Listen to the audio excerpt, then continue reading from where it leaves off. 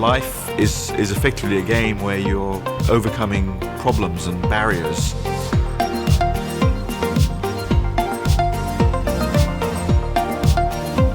I still enjoy learning. I enjoy finding out new things, and that is something that really helps in everything that I do. He's a geek. He's a genius. Assaff is completely dedicated to what he does.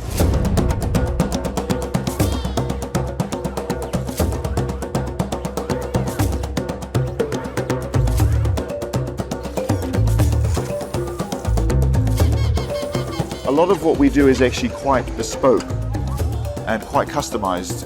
So although we have standard products, generally up to 50% of what we produce is customized in some way to the client's needs, which makes us very special, and that's why a lot of people have chosen us in the last few years.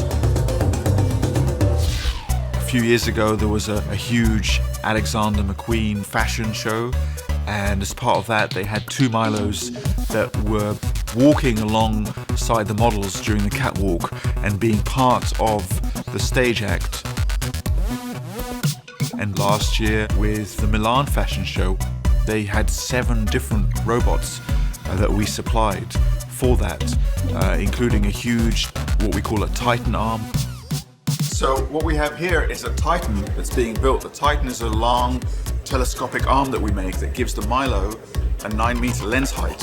So it's being assembled here. This is a new one that's being made. It's the biggest telescopic motion control arm in the world. Not only that, it also moves quite quickly.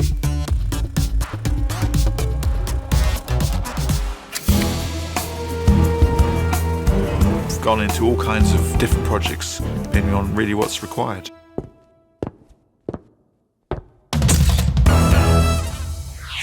We had a customer who had promised their clients that they would provide a robotic solution for the London Games, and they had tried various things themselves unsuccessfully.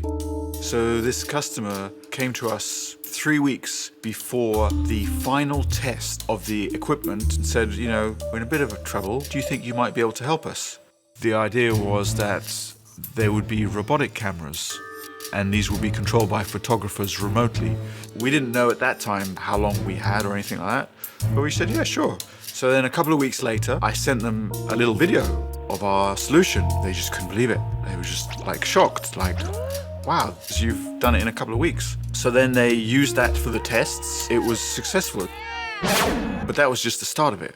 Okay, now we need to get the equipment ready. So how many units do you need? Oh, you need that many. Oh, goodness, right? My next challenge was like, okay, we've got delivery times for all these items. We're never going to make it in time. So then I had to speak to the various suppliers and say, okay, I know, normally you take this long, but this is for the London Games. This is like special.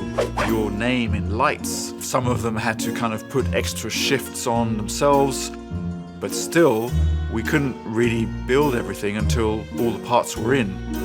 So all the parts arrive. We've got our machines working 24 hours, people doing night shifts and day shifts. We've got people assembling, wiring, testing, trying to get this equipment ready in time. We managed to do it just kind of by the skin of our teeth. Some of the equipment was delivered on time. Some of it we had to kind of sneak past some officials and then get it there after the time limit, but kind of somehow get it through the door. It worked.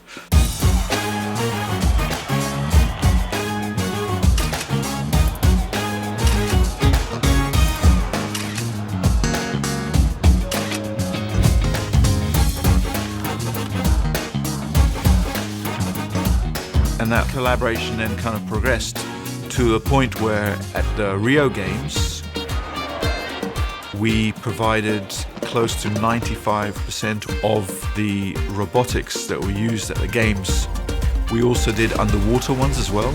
And in fact, that was a great success because our underwater robotics was the only one that survived throughout the games.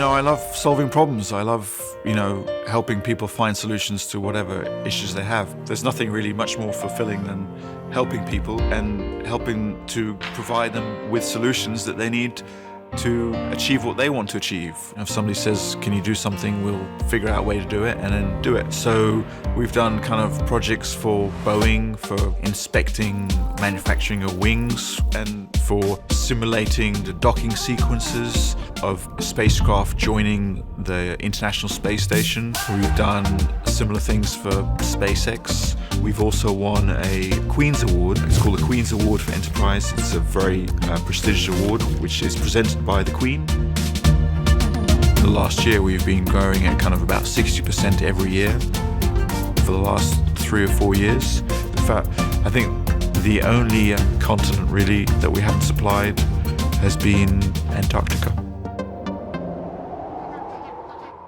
But that'll come. My name is Assaff. I'm a motion control engineer and I'm a Scientologist.